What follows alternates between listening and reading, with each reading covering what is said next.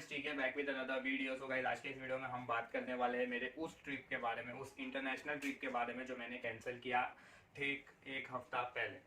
तो ये video shoot हो रही है मंडे को यानी आज, और ये लॉन्च होगी कल यानी ट्यूसडे को। एक हफ्ता पहले जो संडे था तभी मैंने मेरी जो टिकट है वो कैंसिल किया था मेरे इंटरनेशनल ट्रिप की।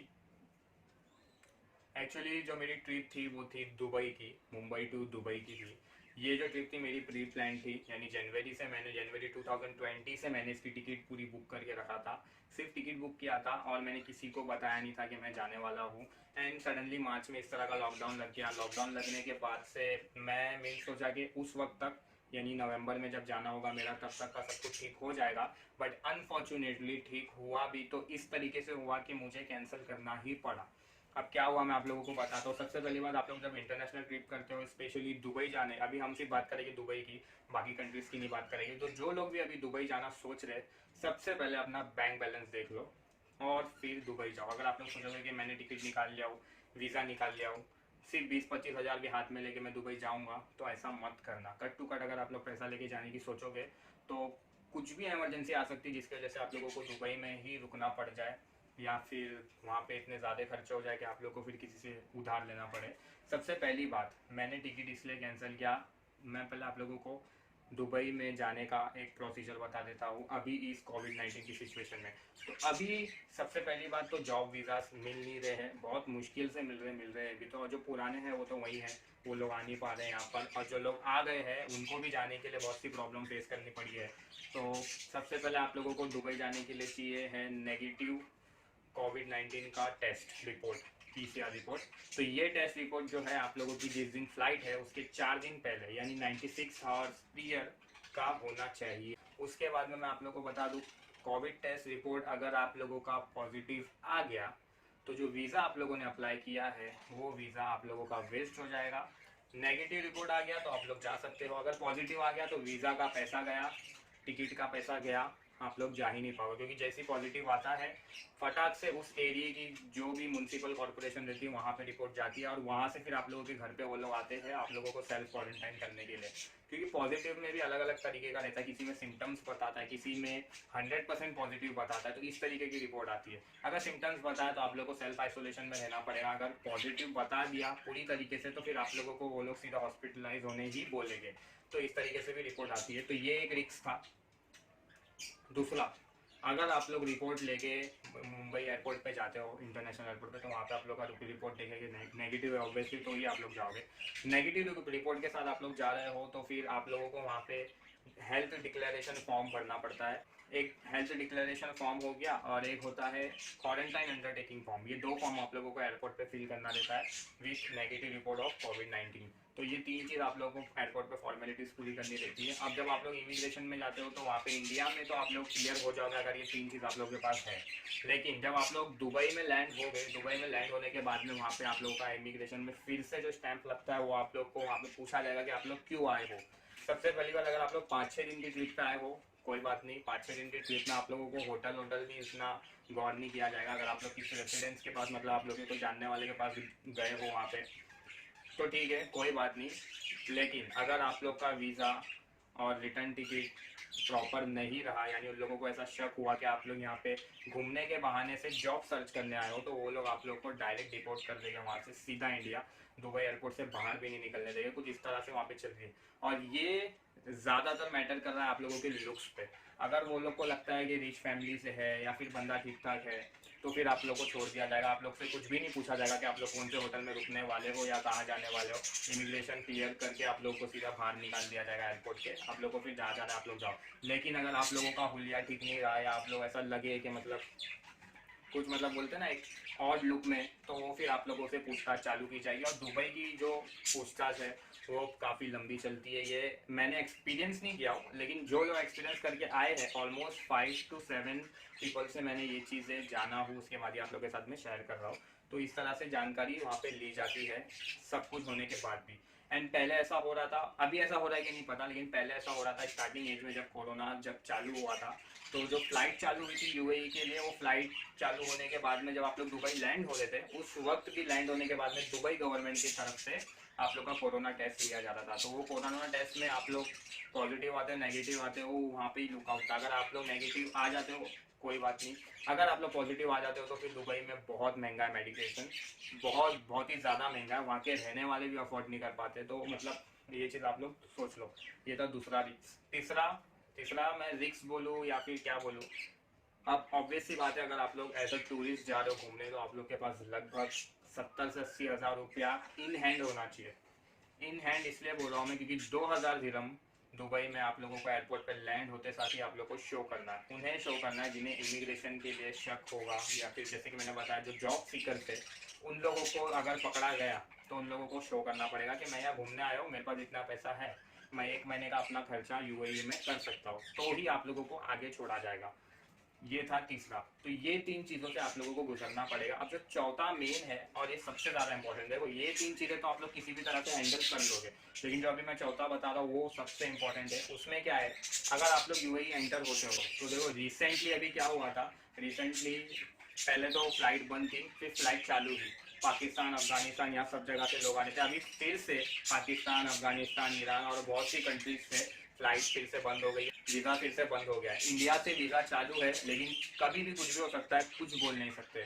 तो अब बात करते हैं मुद्दे की, मैं क्यों नहीं गया दुबई।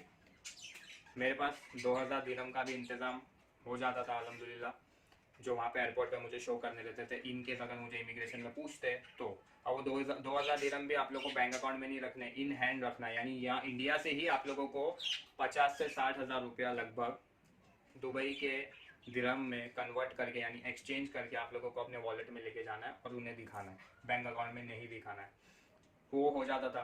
पीसीआर रिपोर्ट भी मेरी अल्हम्दुलिल्लाह नेगेटिव ही आती थी, क्योंकि अब तक का ऐसा कुछ भी नहीं है, ना हुआ है और ना ही होगा। और जो पहली चीज़ थी, जैसे कि मैंने आप लोगों को बताया वीज़ा, और हाँ मैंने आप लोगों को एक चीज़ नहीं बोला, वीज़ा जो आप लोग लोगे अकबर ट्रैवल से ही लेना, अगर बाई चांस आप लोग दुबई जा रहे हो तो। ये कोई स्पॉन्सर या मेरा कोई कांटेक्ट नहीं है, मैं इसलिए बोल रहा हूँ क्योंकि अकबर ट्रैवल्स का जो है नाम है, मुंबई इंटरनेशनल एयरपोर्ट पे भी कस्टम डिपार्टमेंट अच्छे से जानता है कि अकबर ट्रैवल्स बहुत बड़ा ट्रैवल एजेंसी है, और वो ट्रैवल एजेंसी एक ऐसा ट्रैवल एजेंसी है जो आप लोग को यूएई के वीज़ा के साथ में ट्रैवल इंश्योरेंस दे रहा है, हेल्थ इंश्योरेंस जो वर्ल्ड वाइड है, इंटरनेशनल हेल्थ इंश्योरेंस दे रहा है, जिसमें कोविड-19 कवर है। तो ये इंश्योरेंस भी आप लोगों को ज़रूरी है, अगर आप लोग एयरपोर्ट पे जा रहे हो तो ये इंश्योरेंस के बिना आप लोग का वीज़ा जो है पास नहीं किया जाएगा। और अकबर ट्रैवल 7200 रुपीज़ में आप लोगों को 1 महीने का दुबई का वीज़ा दे रहा है, और साथ में ट्रैवल इंश्योरेंस इंटरनेशनल जिसमें कोविड-19 कवर है वो भी दे रहा है। तो मैं वीज़ा कराने वाला था अकबर ट्रैवल से ही, जिस दिन मैं वीज़ा कराने वाला था उसी की शाम में मैंने टिकट कैंसिल किया। टिकट कैंसिल इसलिए किया जब मैंने सुना कि मेरे वहाँ पे इस तरह से मतलब अफगानिस्तान पाकिस्तान ईरान के साथ में मतलब वीज़ा बंद कर दिया गया है, फ़्लाइट कैंसिल कर दी गई है। तो मैं थोड़ा टेंस हो गया था कि अगर मैं 1 हफ्ते के लिए दुबई जाऊँ और सेम चीज़ अगर मेरे वहाँ लैंड होने के बाद हो गई तो मैं वहाँ पे मतलब क्या करूँगा, क्योंकि मैं तो जॉब के लिए जा नहीं रहा था कि मुझे जॉब मिल जाएगी, कई कंपनी में मेरा गुजारा हो जाएगा। मेरी फैमिली है मुंबई में, मुझे हर चीज़ देखनी है, और उसी के साथ साथ पैसे भी मतलब उतने मतलब नहीं लेके जा सकता था मैं, और ना ही यहाँ से किसी से मंगा सकता था कि मैं वहाँ पे अगर बंद होएगा तो 2-3 महीना आराम से रुक लूँगा।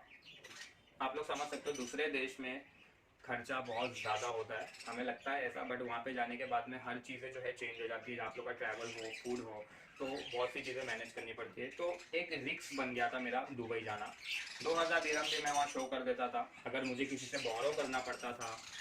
और इसमें एक चीज़ आप लोग ये भी जान लो कि अगर आप लोग 2000 दिरहम नहीं शो कर सकते, 4-5 दिन की ट्रिप के लिए ही जा रहे हो, तो किसी से भी लेके जाओ, वहाँ पे सिर्फ शो करो, फिर से बाहर निकल के एक्सचेंज करके बैंक से उसके जिससे आप लोग बोरो किए थे उसे वापस लौटा दो। ये चीज़ भी आप लोग कर सकते हो, ज़रूरी नहीं है कि आपके हाथ में ही चाहिए वो ऑल द टाइम। सिर्फ आप लोग को एयरपोर्ट पे शो करना है, वो भी पूछा जाएगा तो ही, लेकिन 80% लोगों को पूछा गया है उनकी लुक्स को देख के और उनकी जो बात करने की हैबिट है उसको देख के।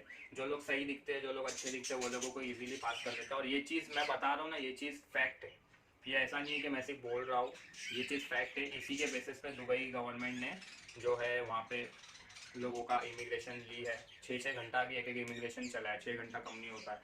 तो बहुत से सवाल होते हैं, कुछ भी हो सच बोलना है। और जो लोग जॉब के लिए जा रहे हैं, सोच समझ के जाना। मैं यही बोलूँगा, अगर आप लोग को डायरेक्ट कंपनी ने वीज़ा भेजी है तो अच्छी बात है। वीज़ा में सुना ओपन भी हो गया का, जो जॉब वीज़ा है तो विजिट वीज़ा वो ओपन हो चुका है। अगर ये चीज़ है तो अच्छी बात है। अगर आप लोग सोच रहे हो कि एज अ टूरिस्ट जाके वहाँ जॉब ढूंढोगे तो थोड़ा रिस्क है, सोच समझ के जाना। कस्टम में इमिग्रेशन के टाइम पे ऑफिसर बहुत मतलब उल्टे सीधे सवाल पूछेगी जिससे आप लोग का झूठ तो पकड़ा जाएगा। इसके लिए जो भी है सच बोलना, झूठ बोल के कोई मतलब ही नहीं है, क्योंकि अगर आप लोग झूठ बोलेंगे वो भी दूसरे देश में जाके तो बहुत बुरा फंसोगे। और अगर डिपोर्ट हो गए वहाँ से तो फिर बैंड लग जाएगा 2 या 3 साल का, फिर आप लोग जा नहीं पाओगे उस कंट्री में। तो ये सब बातें थी, तो मैंने इस वजह से कैंसिल किया। एंड प्लस मेरे पेरेंट्स भी टेंस थे, तो मैं नहीं चाहता था कि मैं उन्हें टेंशन में दे के वहाँ पे एंजॉय करूँ। इंशाल्लाह कोई बड़ी बात नहीं है।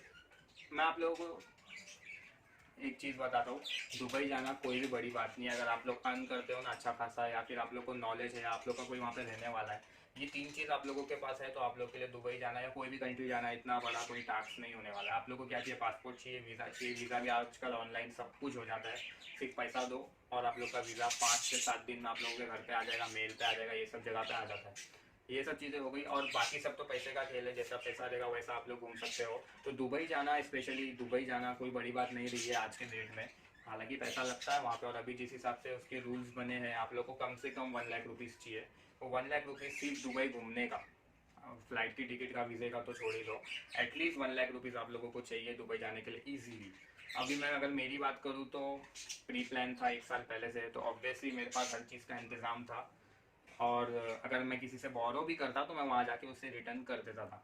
बट प्रॉब्लम यही थी कि काफ़ी रिस्क था। अगर मैं चले जाता और इंडिया से भी फ़्लाइट बंद हो जाती तो फिर मैं क्या करता वहाँ पे, और मेरा वीज़ा भी अगर मैं लेता तो, क्योंकि मेरा 7 दिन में ही रिटर्न था। 29 नवंबर 2020 की मेरी टिकट थी। अगर अभी ये जो मैं वीडियो बना रहा हूँ अगर मैं गया होता तो अभी मैं दुबई में होता था। 29 नवंबर 2020 की मेरी टिकट थी, 5 दिसंबर का मेरा रिटर्न था। तो मैंने कुछ टिकट इस हिसाब से निकाला था ताकि मैं एक जुम्मा की नमाज भी दुबई में पढ़ सकूँ। इस हिसाब से ही मैंने टिकट निकाला था। टोटल 1 हफ्ता बहुत हो गया दुबई घूमने के लिए। दुबई में पॉइंट्स क्या है, जो दुबई मॉल हो गया, बुर्ज खलीफा हो गया, और सफारी हो गया, डेजर्ट सफारी हो गया विद डिनर और बेली डांस इंटरटेनमेंट, वो सब भी देख सकते हो आप लोग। और जो क्रूज़र है, जो क्रूज़र पे हो गया, नाइट नाइट क्रूज़र हो गया 1 घंटे का। और उसके अलावा एक्वेरियम हो गया। और मेरा दुबई ट्रिप में जो भी मेरा लॉस हुआ है सिर्फ टिकट का ही लॉस हुआ है। तो आप लोग को पता ही है एयरलाइंस का रिफंड भी कैसा रहता है, नाम का रिफंड रहता है। अगर फॉर एग्जांपल 10 रुपये की टिकट है तो 8,000 रुपया काट लेंगे, 2 रुपया देंगे, तो 2 रुपये में क्या होने वाला है। तो एक तरह से समझो दुबई ट्रिप का जो मेरा सिर्फ फ्लाइट का लॉस हुआ, अल्हम्दुलिल्लाह मैं बोलूँगा बड़े लॉस से छोटा लॉस सहना अच्छा रहता है। ना वीज़ा का मेरा लॉस हुआ, ना ही वहाँ पे कोई होटल बुकिंग का मेरा लॉस हुआ। तो ये सब बातें थी दुबई के बारे में। अगर कोई जाना चाहता है जाए, लेकिन सोच समझ के जाए, अपना बैंक बैलेंस चेक करके जाए। कभी भी कुछ भी सिचुएशन आ सकती है, किसी को नहीं पता है क्या हो जाए। एंड जैसे कि आप लोगों को पता है केसेस तो बढ़ रही है, क्योर भी हो रहा है लेकिन बढ़ भी रहा है केसेस। अब अल्लाह जानता है कब ये सब ठीक होगा और कब सब चीज़ रेगुलर हो जाएगी। अभी इस वक्त इंटरनेशनल ट्रिप के लिए अच्छे से अच्छे पैसे वाले भी सोच रहे हैं। सोचना इसलिए पड़ रहा है क्योंकि अर्निंग जो है सबकी 60% हो गई है जो पहले के मुकाबले थी।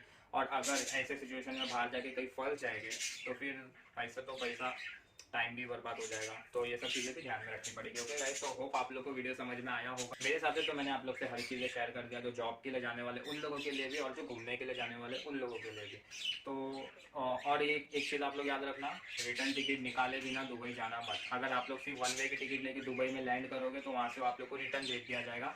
गारंटी है ये चीज़, इसमें कोई कॉम्प्रोमाइज़ नहीं, कोई नेगोशिएशन नहीं है। सीधा आप लोगों को इंडिया भेज दिया जाएगा, आप लोग को कुछ भी नहीं पूछा जाएगा और फिर आप लोग पे बैन लगेगा डिपोर्ट हो जाओगे तो वो चीज़ अच्छी नहीं है। तो आप लोग याद रखना, रिटर्न टिकट लिए बिना यूएई जाना मत। ओके, तो और वैसे भी आप लोग को जो वीज़ा देगा ना ट्रैवल वाला, वो बिना रिटर्न टिकट देके वीज़ा देगा ही नहीं। अभी ऐसी सिचुएशन चल रही है, जो मतलब जो ईमानदार रहेगा वो।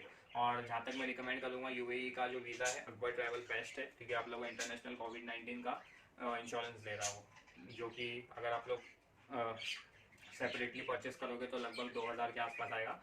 लेकिन आप लोग को वहाँ पे अकबर ट्रैवल में लगभग 1,200 का पड़ जाता है, जो आप लोग को वीज़ा के साथ में ऐड हो जाता है। तो वो चीज़ अच्छी है। और वैसे भी क्या होता है, जब आप लोग इंटरनेशनल ट्रैवल करते हो ना, तो कुछ चीज़ ऐसी होती है जिनका नाम चलता है, तो वो नाम के वजह से ही बहुत सी चीज़ें जो है इमिग्रेशन में ईजी हो जाती है। आप लोग समझ लो मैं क्या बोल रहा हूँ। तो यही सब चीज़ें आप लोग के साथ शेयर करनी थी। वो आप लोग को वीडियो अच्छा लगा होगा तो वीडियो को लाइक करना, शेयर करना, सब्सक्राइब करना, सब्सक्राइब के बाद में नोटिफिकेशन बेल रिंग दबाना, तो जिससे आपको मेरे आने वाले फ्यूचर वीडियोस की अपडेट मिलती जाए। तो गाइस यही था हमारा आज के वीडियो में। तो जैसे कि मैं आप लोगों को बता दूं, अगला वीडियो जो आने वाला है वो हमारे इस स्टूडियो के रिलेटेड है, और वो अभी आप लोगों को पता चल रहा होगा कि किस चीज़ की अनबॉक्सिंग आने वाली है। यस, वो अनबॉक्सिंग है, जो भी है काफ़ी अच्छी है, हमारे स्टूडियो को प्रोफेशनल लुक दे रही है। कमेंट करो ये वीडियो देख के वो चीज़ क्या है। ओके, तो goodbye and take care. Que onda su pecho arriba, las manos, caballo moreno, penetra tu barrio, te enseño a rolas, pero rock.